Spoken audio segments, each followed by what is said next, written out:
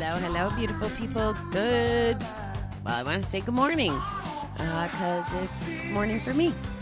I hope everybody's doing well out there. Welcome to 321 No Kiddin. This is Bobby the Awesome, and it is February 19th in my world. And yes, I am less cranky than yesterday. It's a new day, and I am going to be full of sunshine, I decided, even though it's snowing out. That's besides the point. Okay, I really, really love today's inspirational calendar note, and I'm going to share a little story with you on why I like it and something that happened this week and what the power of not gambling does. So here we go.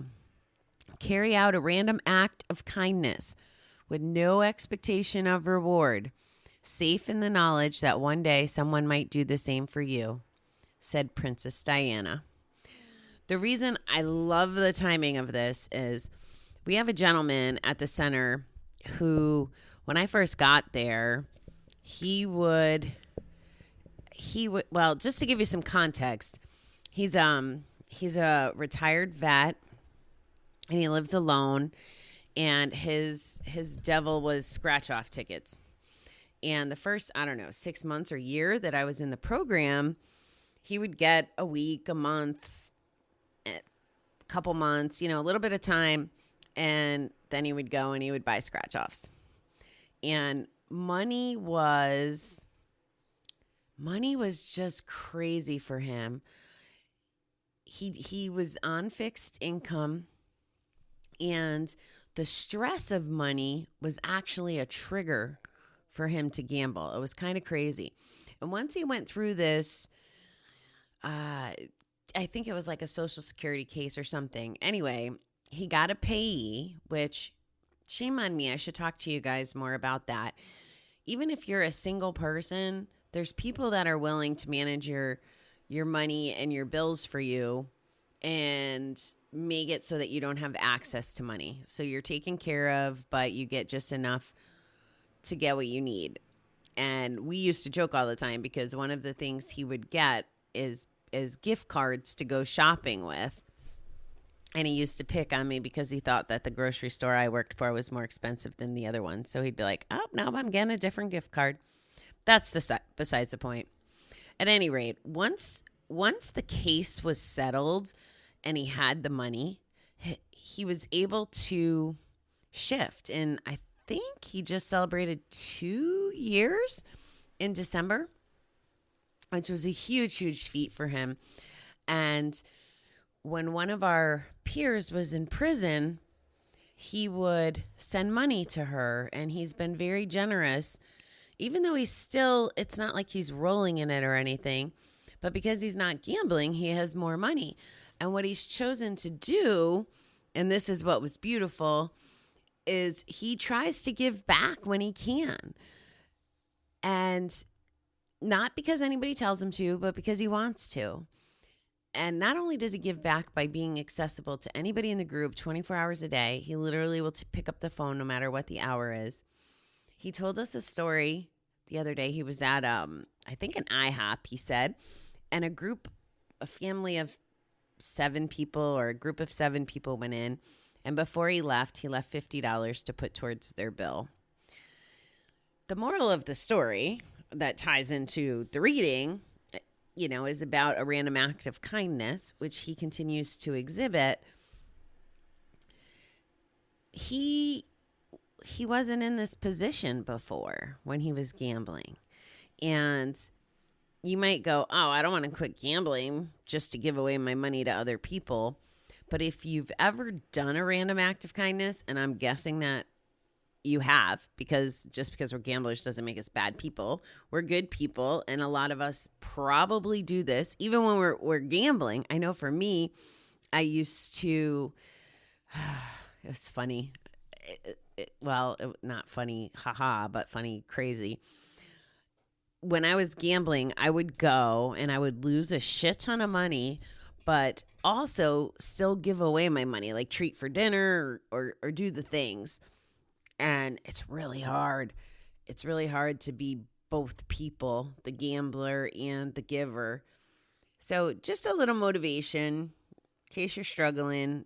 the feelings that come with random acts of kindness, paying it forward, it's a feeling that it's a different kind of high. And I'll tell you, it's a much more enjoyable high than gambling ever was. And one of the best examples of my life of people who do this, who doesn't have a shit ton of money to do it with, but always manages to do for other people, is my mother. She is like the epitome of this. She donates. She raises awareness around breast cancer and stuff. She works in the mammogram field. I guess that isn't really what you call it, but you get what I'm saying. She works in a x-ray office. I'm not explaining this well, and Mama, if you're listening, I'm sorry. But anyway, she helps in that way. She cooks for people. She makes sure people doesn't go without. She doesn't need to have the latest and greatest. She doesn't live above her means. She's just a giver. And like I said, it's a high that can't compare to any gambling high. So I like that reading today. All right, what do we got from the book?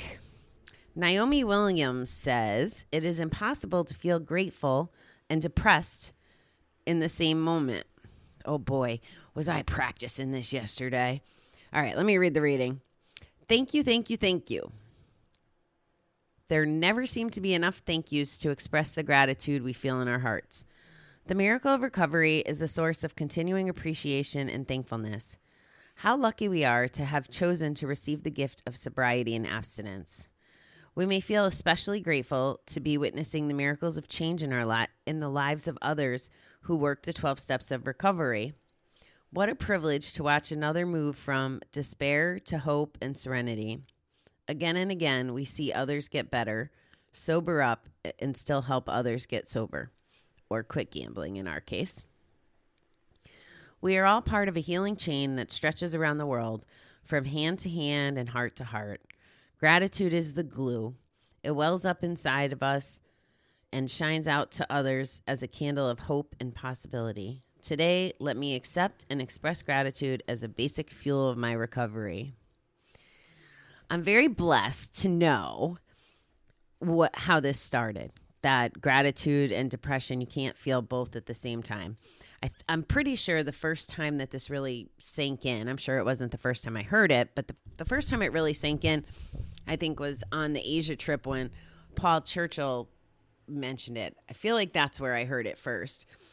And once I knew this, on days like yesterday, when I was just stressed and in a funk and just not right, I knew that I had to get to a place of gratitude to get out of it, or to not be stuck in it as much, I guess. And I think after talking to you guys, I went and I sat and meditated, or before, or whatever. And I was just not having a super day. But I would practice gratitude. I remember walking down my hallway going, okay, I'm grateful, universe. Like, thank you. I know today has a reason. I'm not embracing why I feel this way and the reason maybe at the moment, but I'm grateful for whatever this is about to teach me. And throughout the course of the day, of course, me and people, right? So I probably communicate, it has to be with close to 50 people every day. And that's probably on the low end. And I'm grateful, like full-blown grateful, that I have so many connections, and they're not something I take lightly. And yesterday I kind of did. I expressed to at least a half a dozen people, like, I am just off today. I'm not right. I feel like I'm spinning my wheels. I'm frustrated. And man, did my friends just really pull through. They were amazing. And had, I think the beautiful thing around my new relationships, like, and by new, I don't mean necessarily new in time, although that's included, but the kind of relationships I keep nowadays are full of people that have figured out some of this stuff. Instead of trying to minimize my feelings or fix, although the boys are still fixers. They try. They're so cute. They want to just put a Band-Aid on everything. Or I don't know. They're just cute. They try. But anyway, overall, they just allow me to feel what I need to feel. And they could be optimistic. One of my girlfriends is like, yep, I get it. And that was really all she was saying is, yeah, I've been there. I understand where you're at. She didn't try to give me solutions per se. She did share a nice quote with me. And of course, I can't remember exactly how it goes. She even had to look it up to remind me. But essentially, excellence,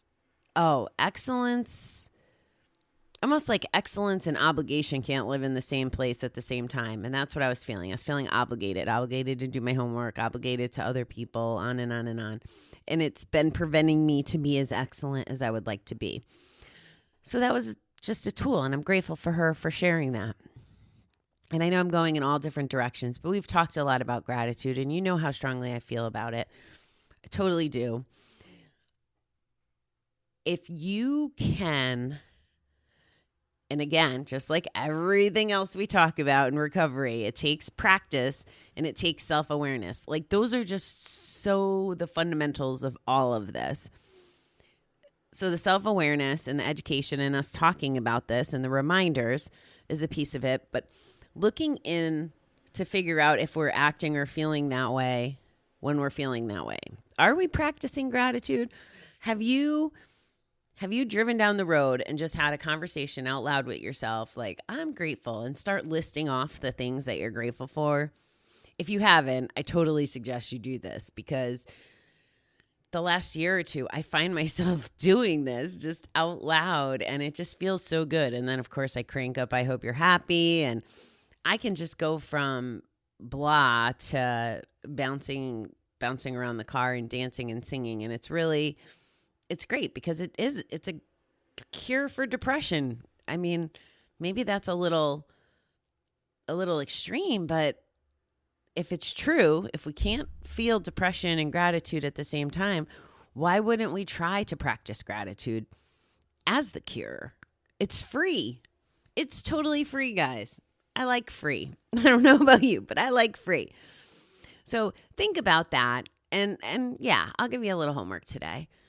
Be grateful. Be grateful. Be mindful. Be mindful that you can be grateful.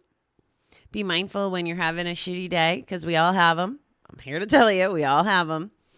And I think that the more I practice, even though I practice, I think quite a bit, I think the more I practice, the better I'll get at it. So maybe the next time one of those days happens, and I don't like saying that, that sounds very victim-y, but if I'm having a day like that, I will continue to work on the effort of gratitude and shifting my mindset.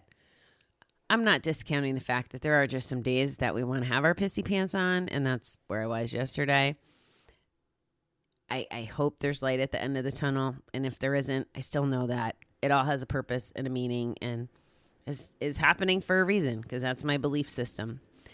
So practice some gratitude, maybe even practice a random act of kindness.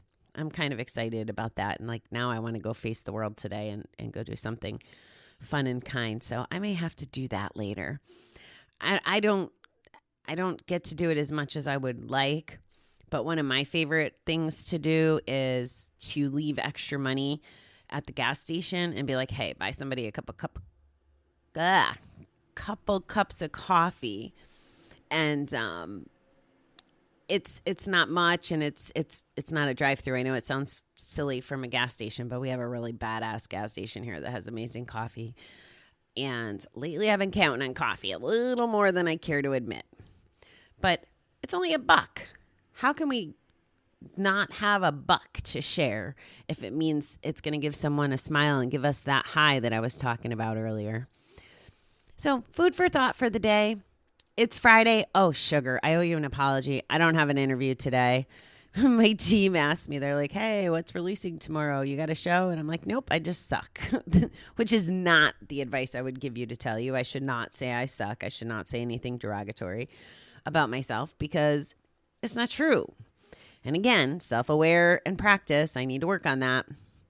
So please forgive me for not having an interview today. I'm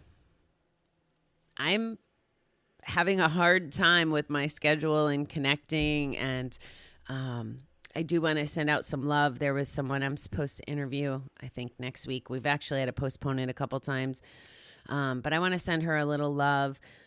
She's going through, oh my God, she's just going after family stuff after family stuff, and my heart is hurting for her. She messaged me this week, and she's a listener of the show, which is how we got connected. She actually sent me a note, and she will be here. I know she'll be here someday for us when the timing is right. But she just lost her biological father, who she was also estranged with, who she didn't find out until days after it happened. And as you know from my last year, I can relate and empathize for that situation, because even if we're estranged, and you throw in the recovery stuff, there's just a lot of fucking emotions that come with all that.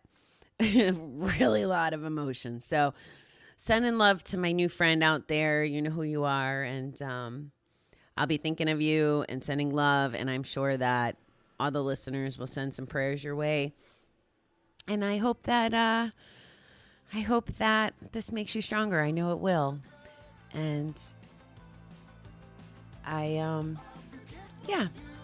sending love for everyone, but she's especially on my heart today. All right, beautiful people. Happy Friday, and have a great weekend. Talk to you soon.